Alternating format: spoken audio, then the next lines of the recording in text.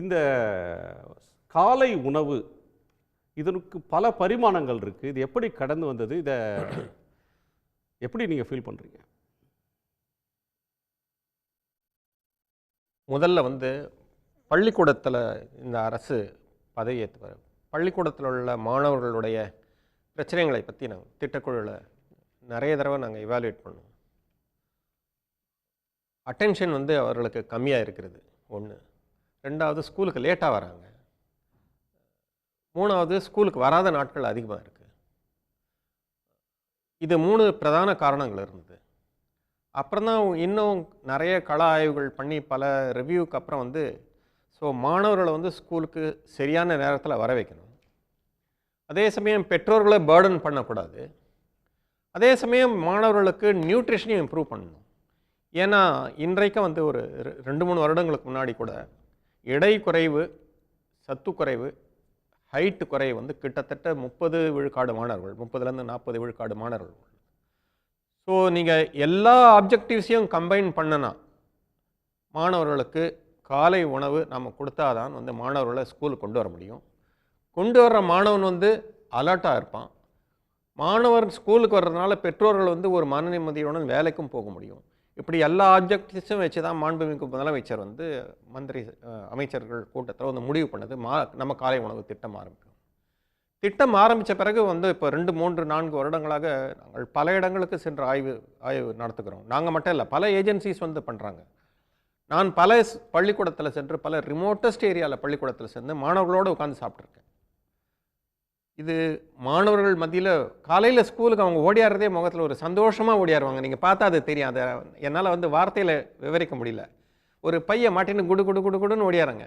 ஓடியாந்து first போய் soap போட்டு கை கழுவுதுங்க. நான் சொல்ல மறந்தது இன்னொரு விஷயம். இந்த காலை உணவனுடைய ஒரு இம்பார்ட்டன்ட் ஃபாலோ அவுட், இதை நான் கண்ணால் எல்லா ஸ்கூல்லையும் பார்த்தேன். எல்லா பிள்ளைகளும் கை கழுவணுன்ற ஒரு வழக்கத்தை ஒரு ஸ்டாண்டர்டாக ஆக்கிட்டாங்க ஸ்கூலுங்களில். எல்லா ஸ்கூல்லையும் சோப்பு வச்சுருக்காங்க, க்ளீன் வாட்டர் வச்சுருக்காங்க. இந்த கை கழுவணுன்ற பழக்கம் வந்ததுலேருந்தே வயிற்றுப்பூச்சியினுடைய பிரச்சனைகள் ரொம்ப டிராஸ்டிக்காக கம்மியாயிடும். இன்னும் டேட்டா இருக்கா அதுக்கு?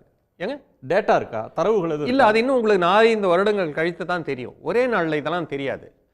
இதனுடைய எஃபெக்ட் 4-5 வருஷம். இவங்க கை கழுவுற வழக்கம் இவங்க வீட்டுக்கு எடுத்துகிட்டு போகிறாங்க. இவங்க கை கழுவுறதுனால இவங்க வீட்டில் இருக்கிற சகோதர சகோதரிகள் கை கழுவ ஆரம்பிக்கிறாங்க, பேரண்ட்ஸ் கை கழுவ ஆரம்பிக்கிறாங்க. ஓவரால் ஹைஜீன் இம்ப்ரூவ் ஆகுது.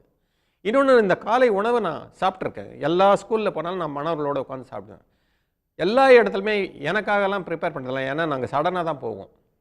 எல்லா இடத்துலையுமே ஹைஜீனிக்காக தான் இருக்குது. எல்லா இடத்துலையுமே ஒரே சைஸ் பிளேட் தான். மாணவர்களுக்கு வித்தியாசமே கிடையாது. எல்லாருக்குமே ஒரே உணவு தான். குழந்தைகள் சில சமயம் ரொம்ப பசியில் இருக்கும், அதிகம் கேட்குறவங்களுக்கும் அதிகம் போடுறாங்க. Well balanced. அதில் protein, carbohydrate, fat, minerals, vitamins எல்லாம் இருக்குது. ஆகவே ஒரு வெல் பேலன்ஸ்டு மார்னிங் ஃபுட்டை சாப்பிட்டோன்னே பசங்க ஃப்ரெஷ்ஷாக இருக்காங்க. இவர்களுடைய எஜுகேஷனல் அவுட்புட் என்ன ஆச்சுன்னு சொல்கிறத பற்றியும் திட்டக்குழு தனியாக ஆய்வு பண்ணாங்க. எஜுகேஷனல் அவுட்புட்டில் மார்ஜினல் இம்ப்ரூவ்மெண்ட் டெஃபினட்டாக தெரியுது. ஆனால் உங்களுக்கு டெஃபினட்டாக ஆப்ஜெக்டிவ்லி மெஷரபிள் இம்ப்ரூவ்மெண்ட் வரணும்னா இன்னும் ஒரு 2-3 வருடம் ஆகும். உங்களுக்கு கான்க்ரீட்டாக சொல்கிறேன்னா அட்டெண்டன்ஸ் இன்க்ரீஸ் ஆகிருக்கும். அட்டெண்டன்ஸ் 10% இன்க்ரீஸ் ஆகிடுச்சு. பேரண்ட்ஸ் மத்தியில் ரொம்ப ரிலீஃபு. ஏன்னா நிறைய இடங்களில் நான் பார்த்த இடங்களில் மார்னிங்கில் அப்பா அம்மா 2 பேருமே வேலைக்கு அவசரமாக ஓடிட்டுருங்கிற நேரத்தில் பிள்ளைகளுக்கு நைட்டில் வச்ச பழையது தான் கிடச்சிட்டு இருந்துச்சு. இப்போ மார்னிங்கில் ஸ்கூலில் assured fresh cooked food, balance food கொடுக்குறன்ற ஒரு நிம்மதியிலேயே அவர்கள் பிள்ளைகளை ஸ்கூலுக்கு அனுப்புகிறாங்க.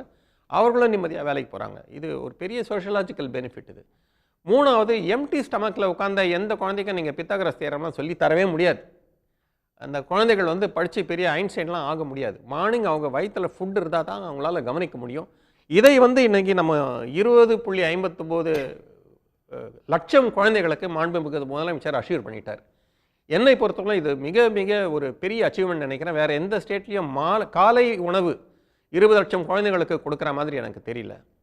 இது மிக மிக வரவேற்க தகுந்த முயற்சி. ஒரு மேசிவ் ஸ்கேல் அப்படின்ற மேசிவ் 20.59 lakhsன்றது massive numbers. Day after day fresh food. இது வரைக்கும் ஒரு ஃபுட் பாய்சனிங் கேள்விப்படல, ஒரு ஃபுட் கண்டாமினேஷன் கேள்விப்படல, ஒரு சிக்னஸ் கேள்விப்படல.